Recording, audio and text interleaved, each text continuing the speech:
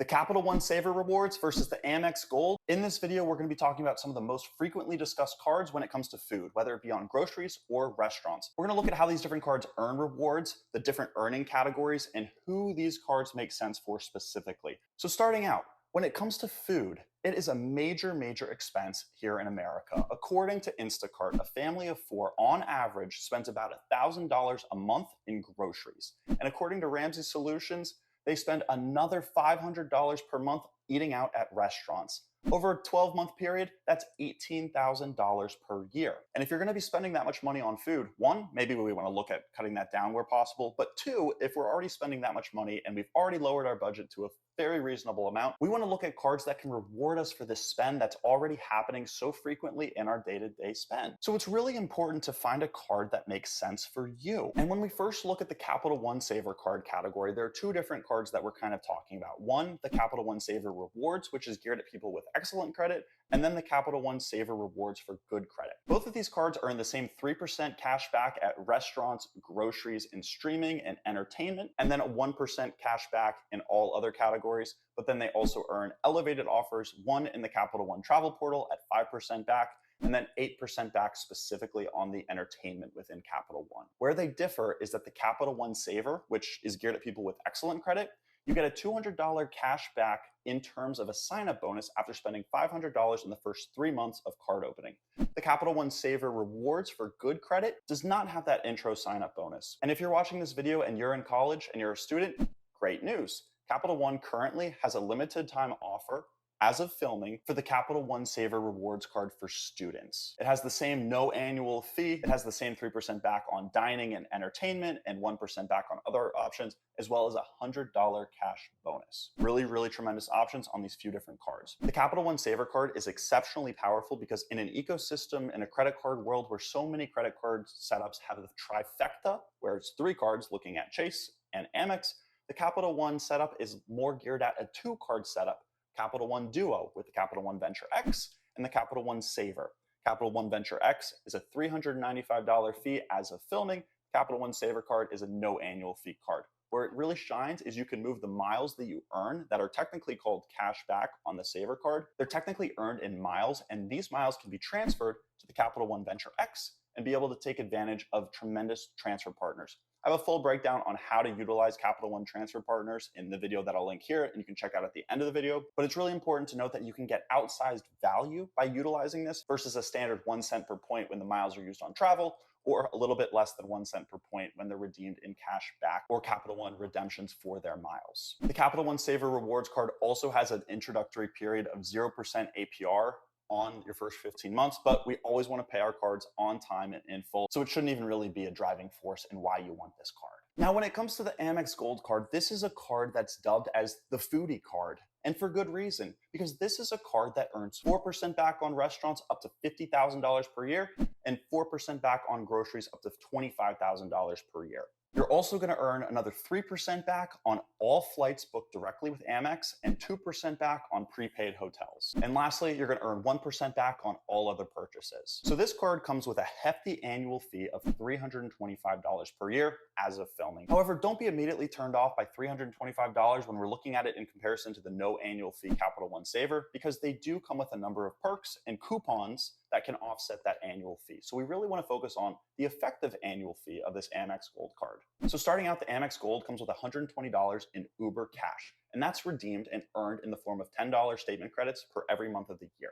So it's use it or lose it credit, so you have to use that $10 Uber credit for either an Uber or Uber Eats, otherwise it doesn't roll over, you lose it. The other really powerful one is $120 dining credit, and that can be redeemed at Grubhub, Cheesecake Factory, Five Guys, Goldbelly, and Wine.com. And that's the same concept. You get $10 of statement credits every single month throughout the year, use it or lose it credits. Those first 2 credits are a little bit easier to use, but then we get into some more slightly niche credits. One, you get an $84 credit to Dunkin' every year, and that's redeemed in $7 statement credits every single month. And then you get a $100 Resi credit. So $50 on restaurants through Resi on the first 6 months of the year, and then another $50 on the second 6 months of the year. So again, use it or lose it credits, $50 from January to the end of June, and then $50 in statement credits from the beginning of July through the end of December. While Amex advertises that these rewards can be redeemed for over $500 in value, and on the surface that's true, you need to actually dig into your normal lifestyle and what your budget actually entails to see if this annual fee is effectively worth it for you, or whether or not you're going outside of your normal budget to justify using these credits. So for example, if you're in a situation where you never take Ubers and you never order Uber Eats, but now you're suddenly justifying spending $120 per year at $10 credits per month just to offset this annual fee, that's not necessarily effectively offsetting your annual fee. Sure, it's great to take advantage of it. However, you need to kind of focus on if it organically fits into your lifestyle. Just using credits and saying that the card becomes free isn't necessarily the whole picture. So that's where it needs to be really important to dive into whether it makes sense or not to pay this $325 annual fee for this card and whether these credits actually fit within your lifestyle. The Amex Gold typically has a standard offer of 60,000 membership reward points after spending $6,000 in the first 6 months of card opening. As you know, the sign-up offer on credit cards is really where the meat and potatoes is earned with cards. However, it's really important to note that within Amex, they have a once per lifetime rule. So you can only get one welcome offer per Amex card. So it's really important to specifically target periods where they have elevated offers. On the Gold card, they sometimes run 90,000, 100,000 intro offer bonuses. So if you're looking at this card, and we're going to break down who it really makes sense for in a second, but if you're looking at this card, it's really important to optimize for when they're running elevated bonuses instead of just jumping on that standard 60,000 point offer. Another really important thing to note is the order in which you get your Amex cards. Some people out there have been able to get approved for whatever order they want, but typically you have to work your way up to be able to get each individual welcome offer, meaning you have to start with the green, then move to the gold, and then move to the platinum to be able to take advantage of all of those welcome offers. If you start with the platinum, as of today, most cases you're not going to be able to get a welcome offer for the gold or the green card. So just be cautious of that and make sure you do your research. So now, which card makes sense for which person? We looked at how both of these cards have tremendous perks in the 3% categories for the Savor 1, as well as 4% back on the Amex Gold. So on the surface, it might seem, wow, Amex Gold, 4% beats 3%, and we're getting all these great credits to offset that annual fee. However, let's look at a couple in-depth examples to actually break down the numbers on who this card actually makes sense for mathematically versus just the flair and the pull of the fancy Amex Gold card that you hear about so often. So if we use that average value of a family of 4, and you can run these numbers yourself as you break down the math, but if we take the average spend of $1,500 per month on groceries and restaurants with a household size of 4, that's $18,000 spent per month. And say we put it all on our credit card, either the Capital One Savor or the Amex Gold. When it comes to the Savor, that's going to earn $540 in cash back at that 3% back on both of those categories. Now, when it comes to the Amex Gold, at the 4% categories, and we're still under that $25,000 limit per year on restaurants and groceries by far, that's coming out to $720 in value in cash back at 1 cent per point. Now, there are lots of different variables with Amex and Capital One having transfer partners, but we're just going to look at it and pretend that it's 1 cent per point, depending on your comfortability with transfer partners or moving your points around and what your ultimate goal is. But we're going to keep it simple and kind of look at it as 1% per point in the travel category. So we can see that Amex Gold beats the Capital One Savor by $180 in the form of cash back at 1 cent per point and kind of using it on travel, since the point valuations on actual cash back differ. And so if we were to take none of the annual credits on the Amex Gold, we're losing $145 per year in annual fee because the Capital One Savor is a free card versus the Amex Gold currently being $325 per year. The math doesn't math. However, if we begin to look at chipping into the actual categories and the actual coupons that make sense in your life, the story might begin to change. If the Amex Gold is something you're interested in putting a little bit more effort into, making sure you're using the credits and making sure that you actually get value from paying this annual fee, let's look at how that changes the equation. So let's say we take another person who very easily uses the $220 credits, one for the Uber, whether it's Uber or Uber Eats, and then another $120 for restaurant credits, whether it be Grubhub or some of those main restaurants we noted earlier. If you were to take an actual objective look at your budget and you said, I can only really use these effectively, and I never go to Dunkin' and I don't have any resi restaurants near me, I'm not going to get any value from those, we're sitting at an $85 loss in terms of the effective annual fee, meaning we're paying $85 out of pocket because we have $240 that we're actually getting value from, $325 that we're paying, And so $85 is our break even, is our net difference in terms of the actual value. So if we were to look at offsetting that $85 of a gap between our actual annual fee and what we're getting value from with the credits, looking at the difference between 4% that we're getting in rewards for groceries and restaurants with Amex Gold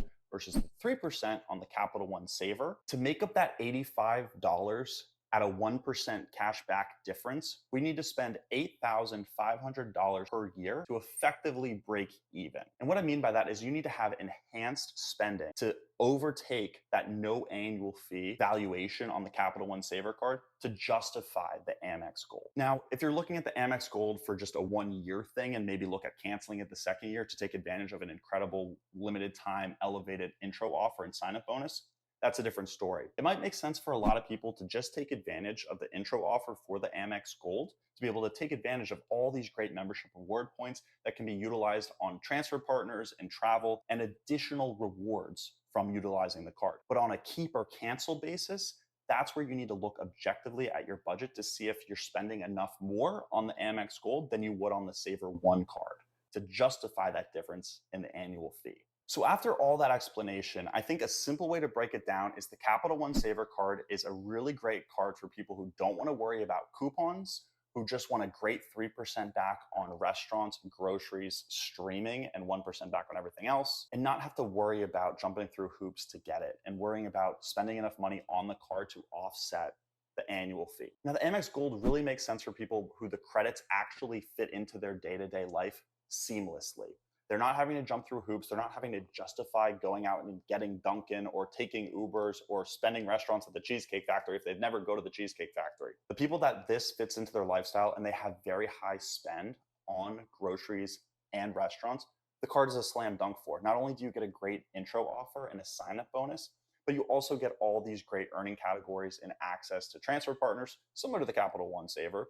But you get all these great transfer partners and you get a really great card that's a very powerful workhorse card in a very high spend category for a lot of people, especially if you're in a high cost of living area where the groceries are expensive and eating out at restaurants are really expensive. I'm looking at you, LA, San Francisco, New York.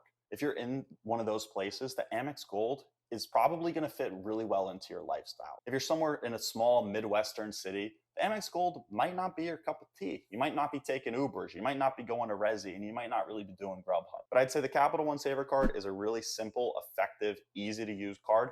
Amex Gold is an incredible workhorse card and has a lot of great rewards and perks if you know how to use it and you take advantage of using it. And really it depends on your lifestyle and what you're interested in. So if you want to learn how to more effectively be approved to take advantage of great earnings within cards like these, you're going to want to check out this video right here on how to increase your credit score in the most effective and efficient way. Or you're going to want to check out this other great video on a deeper dive into the overall credit card world. But thanks so much for watching. Make sure you like and comment and subscribe for more videos just like this. Thanks so much, and I'll see you over there.